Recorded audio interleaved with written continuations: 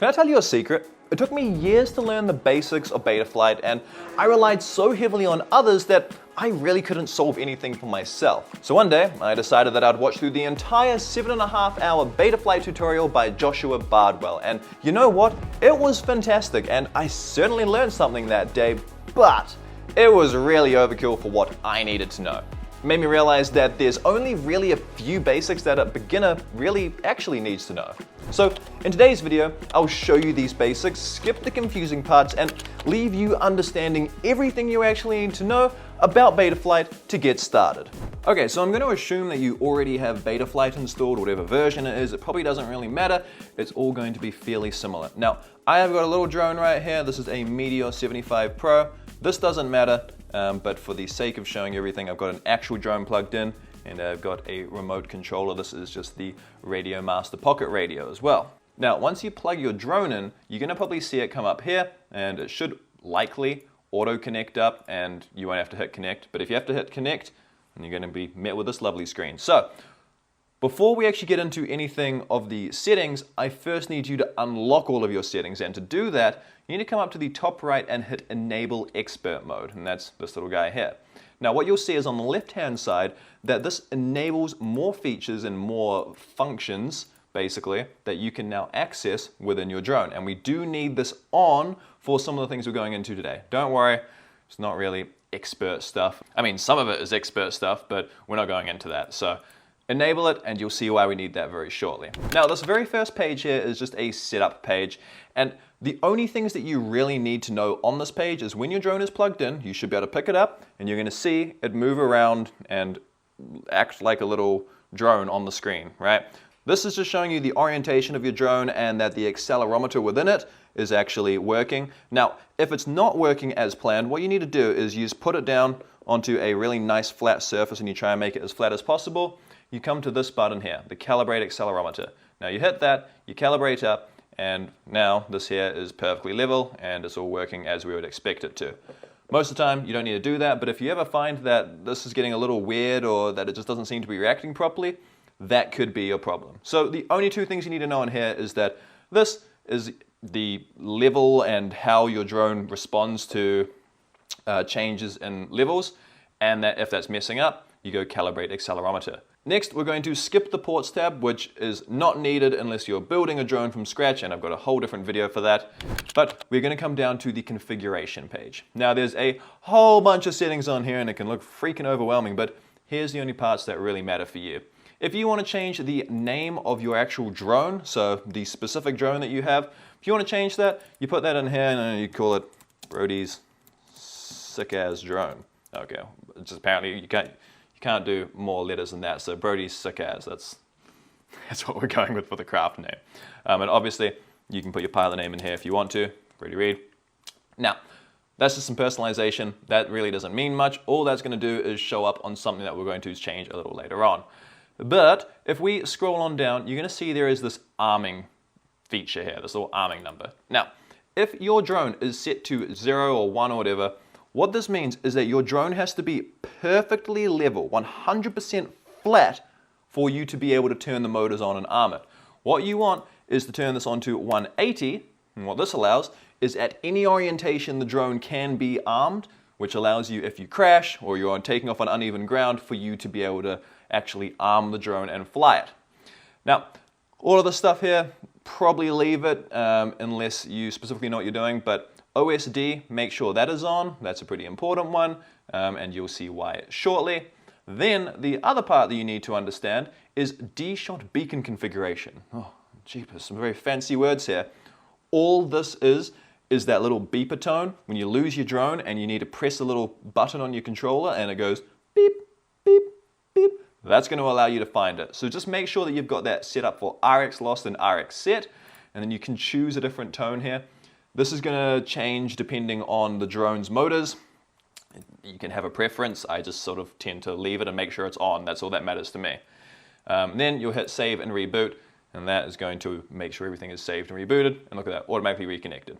Right, moving ourselves down, we're going to go onto a page called Failsafe. Now, what Failsafe is, and it's pretty simple, is if your remote controller and your drone get disconnected for whatever reason, say your remote controller dies or there is some form of interference that gets in between them, what happens here is your drone is going to do something, do an action in case of losing connection. And that is what we're changing here. So you come over to stage 2 settings. This is all you need to do. The stage 2 settings, make sure that along here at period of time in stage 1 failsafe after signal loss, blah, blah, blah, just change this to 1.5 or 1 second. What that's saying is if your remote controller loses signal for a full second of no signal, this is going to kick in. And that's ideally what you want. You don't want to have no control over your drone for more than a second. That's getting up there. But I do 1.5 seconds, so that's sweet.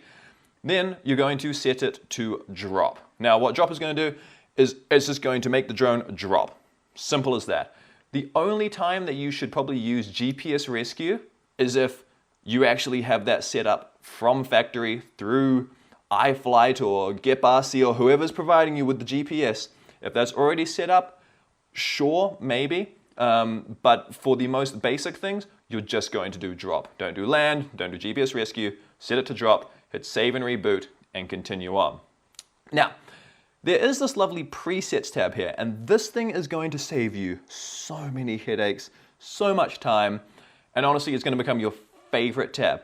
But I can't show you that just yet. I need to run you through a couple more things, and then we're getting back to that. So, yeah, trust me, I'm really excited to show you that. For now, go to the PID tuning, and you're going to be met with, holy crap, a whole bunch of stuff. Now, this I don't even understand half of still. I can figure it out, and I can kind of understand it, but I don't know the ins and outs. And it's simply because I've never needed to.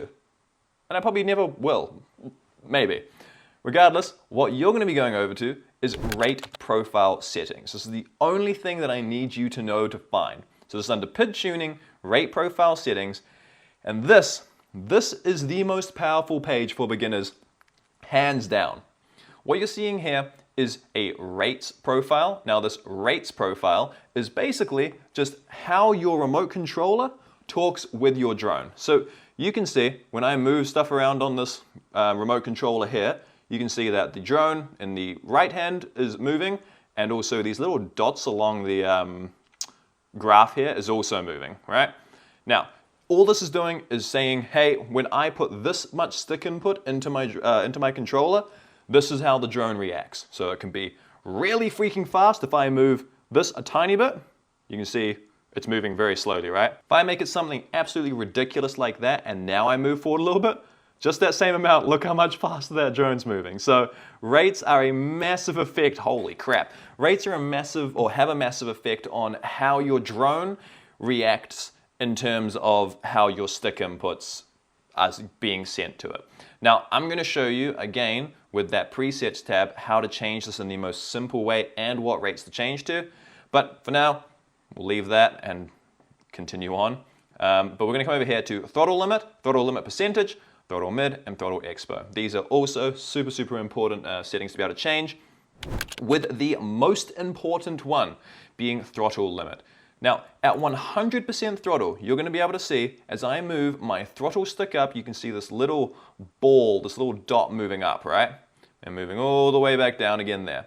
What this is doing is it's saying, hey, right now, you have got the throttle set to 49% on the stick, so it's 49% of the way on the remote controller, and it's also giving the drone 49% throttle, which is fine.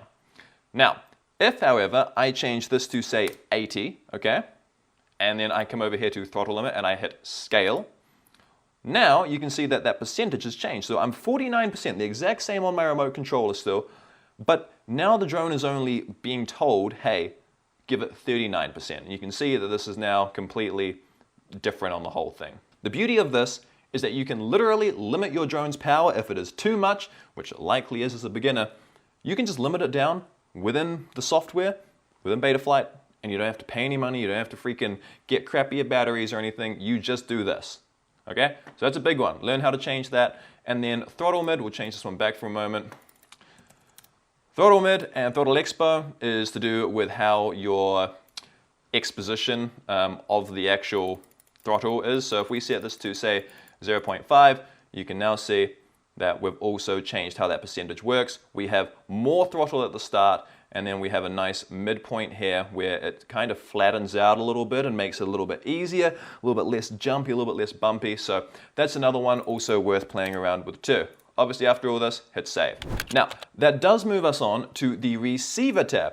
All the receiver tab is all about your remote controller. So you can see right now, I can move all of these sticks around. There's a whole bunch of different values changing on my screen right now, and the drone's going freaking haywire. But all you need to do is check these first 4 values here. You need to make sure that the roll, which is your right-hand stick side to side, make sure that this is moving the drone the right direction, which it is. Then do the same with the pitch, so forwards, backwards. It's also doing that correctly. And then you come over here, my throttle is going up and down, yes. And then my yaw is also going the correct way.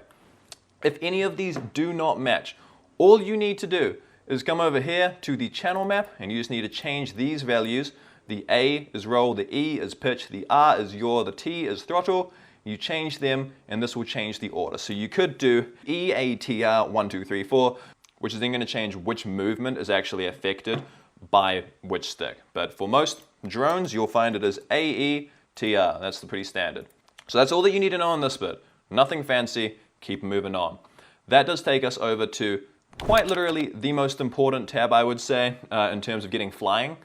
When you get your remote controller, it's not going to just work with your drone. Obviously, once you've bound it, that's fine. It's still not going to just work though. And the reason being is because each of these switches, each are completely different on people's remotes, and what you want to assign to what thing is completely different in comparison to Joe Blogs across the street. So, the most important one is obviously arm, right? If you can't arm your drone, the motors aren't going to spin. Now, say for example, on this remote controller, you wanted to have this here as your arm switch. You can see right now, nothing is happening on the screen when I press that button, right? So if we leave that off, and I come over here, and I'm just going to get rid of this. I'm going to hit add range. I'm going to leave this on auto. I'm going to press this down. When I press that down, you see that this little yellow dot here has now moved over there. And then when I let go of it, you can see that the little yellow dot has moved over here. Now, this little yellow dot has to be within this yellow little slider here to be marked as on. So, if I was to press this now, you can see the yellow dot is within the slider mark, and when it's off, it is outside of the slider mark. So, on, off. If I hit save, what we're now going to see is when I press this down, you can see that arm, which is disabled because the drone's plugged in. It's a good thing. You don't want it to arm up actually while you're testing this. But you can see this is now my arm switch, right? That's great. Now, if you want to add angle and horizon mode, all you need to do is you don't need to do this link stuff. You just need to go add range, right? Again, find your switch. Maybe it's this little rocker switch here. I want this side here to be when angle mode is on. And I want the middle bit to be off, and then the bottom bit also to be off. So if I hit save again, you can now see that this is on, this is off. So angle mode will be on when that switch is in this position, angle mode will be off. Now, all of that stuff can all be done super easily. Just do it with the auto mode because it's going to make your life super simple. And if you need to get rid of anything and you don't want to say have angle mode, you just come over here to this little X and hit X, and then you go save, right? Super, super, super easy, super nifty. And if you want to change your arm switch, hit auto, and I want it on this button. There we go. Now it's on that button, hit save, all done. So it's a super easy tab, but it's also the most important, and you're probably going to need to do this for every drone that you end up getting. Now that moves us down to the motors tab. This is hopefully one you're not going to need to spend much time in if your drone is already running and working well. Instead, all that you need to do in this case is have a look at this little diagram up here and see which way these propellers or these motors are spinning. So you can see right now they're in an outward direction. That means that your props are going out. If this here is unchecked, you can see they're going in an inward direction, meaning that that's the way your propellers go. It's very important for when you're changing out the propellers on your drone, because if you put them on the wrong way, your drone's not going to fly. So you just need to know what that is, and you need to know how to be able to change that. If you want to do props out, that's props out. If you want to do props in, that's props in. Of course, don't forget to hit save and reboot. Now, this is the last tab before we get to my absolute favorite tab, the presets tab. So we move to OSD. This is a pretty standard tab again, but all this is allowing you to do is customize what you are seeing within your goggles when you're watching through your drone footage, or when you're actually flying. So this side here, you're going to see there is 1, 2, 3 with 3 different boxes. And you're going to see here there is a preview for OSD profile 1, 2, 3. Most of the time, you just stick with OSD profile 1, and that means that anything on this number 1 box side here, ticked, that is included on this profile. Super simple, keep it easy, okay? You can have multiple profiles. I never have. I've been flying for 5 years, right? So you come down here, you select the particular element that you want. So say, for example, if I want to put the craft name, which we changed before to Brody's Sick As, right? If we click that on, you can see up the top here, it's come up with Brody's Sick As. Awesome. Now, if we click and drag it, we can move this around to anywhere we want on the screen. So I can move it over there, and it looks pretty crap, but that's where I can move it to. So instead, I'd probably want to put it about here. And yeah, great. Now we're going to see Brody's Sick As. Obviously, you can change your craft name and, put that in there. But there are a few essential things that you probably want to have ticked on here. And then, yeah, you create how you want it to look. Very customized, but I'd probably try and keep it the same for each drone. Now, the other thing you'll need to know about is video format over here. If you have got an HD video system, so HD0, Walk, Snail, DJI, right? You need to have HD selected. And if you have an analog setup, you go to PAL or NTSC, depending on, your country that you're in. You can leave it on auto as well. Auto works perfectly fine, and I have it on auto for quite a few drones too, and it seems to work. Then if we head ourselves down here, you're going to see all these warnings. You probably want to have as many of those checked as possible most of the time. That's going to tell you if your drone is telling you that something is wrong, it's going to display that. And then down the bottom here, you've got post-flight statistics. Whatever you flick on here will show up when you disarm your drone. It's going to pop up on a little screen and be like, hey, for example, here we've got battery current draw maximum. It's going to say, hey, your battery current draw maximum was this. Hey, your battery milliamp hours used was this. Super useful stuff, and it's kind of fun to know. Now, that of course is all I need to show you before we've gone to the presets tab. The presets tab is one of my favorite tabs because of the simplicity and the variety of things that you can do and just how easy it makes your life. So for example, in this particular tab, if I go searching here, you know how before when we were within PID tuning, rate profile settings, we saw our nice rates here, right? If I come over to my presets and I search up 533, okay? You're going to see 533 racing rates. Now these are what I use across all of my drones, and I don't have to go in and type it all in every time. I just come here, click on this. Now I like to use actual rates because there are different types of rates. You've got Betaflight rates, actual rates, and a couple of others.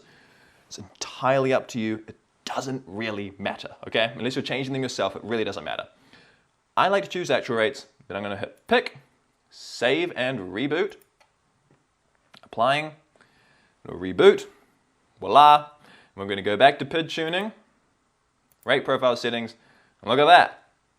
Our rates have been changed. We're on actual rates, and we're also have got the 533 rates, the 533 racing rates. It is so freaking easy, and that's it. I don't have to change anything. Now I can apply that same thing to all of my drones or any new drone that comes through, and I've got new rates for that drone already on there. It's really good. Now you can also come to the presets tab if you want to change things like a tune on a drone. Now this isn't going to be there for every single drone because not everybody puts things into the presets tab, but Chris Rosser here has gone through and put a tune in for all of his different drone frames, which means you likely could use this tune and you don't even have to think about tuning a drone. Again, we probably don't have to think about that anyways because most of the time a drone comes from the factory pre-tuned, which is great, but if you're building a drone, this is probably a really useful thing. And then you can also add things like your OSD. So if you just want a very specific OSD setup that you know that some YouTuber has put online, you can just come in here, search up exactly what they say, and then you add it. So it is just a very streamlined way to be able to change settings and add things that really just make your life easy. The biggest one that I use it for is rates, and I just come in here and always put 533 racing rates on.